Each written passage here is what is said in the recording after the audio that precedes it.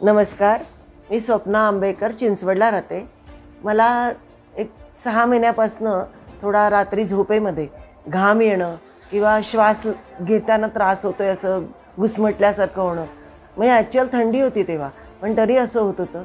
तर मी आमच्या फॅमिली डॉक्टरना दाखवलं। त्यांनी ECG काढला, तो बरोबर येत नव्हता। माझ्या डोळ्याचंही ऑपरेशन होतं, त्यामुळे त्यांनी मला सल्ला दिला की आपण एकदा CT एंजिओ करून बघूया। तर आम्ही आदित्य बिर्लामध्ये ते केलं आणि त्याच्यात मला एका वेळेला 85% ब्लॉकेज होतं आणि 2 यांना 50-55% असं ब्लॉकेज होतं। तर माझ्या मिस्टरांचा पण असा ऑपरेशन झाल्यानंतर त्यांना बरं वाटावं या दृष्टीने हे किलेशन हा प्रकार आम्ही डॉक्टर दुर्गे यांच्याकडनं करून घेतला होता आणि ते उत्तम ठणठणीत बरे झाले, छान चालतात वगैरे।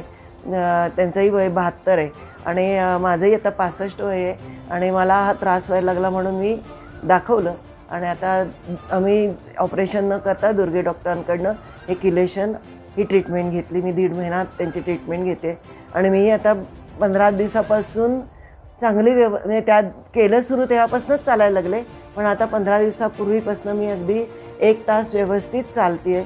त्याच्यानंतर बागेमधले जे व्यायामाचे प्रकार आहेत ते सगळे करते, प्राणायाम वगैरे करते आणि मला श्वास आता छान घेता येते। मला झोपेत काही घाम येत नाही आहे किंवा मला काहीही असं अनकम्फर्टेबल काही वाटत नाही।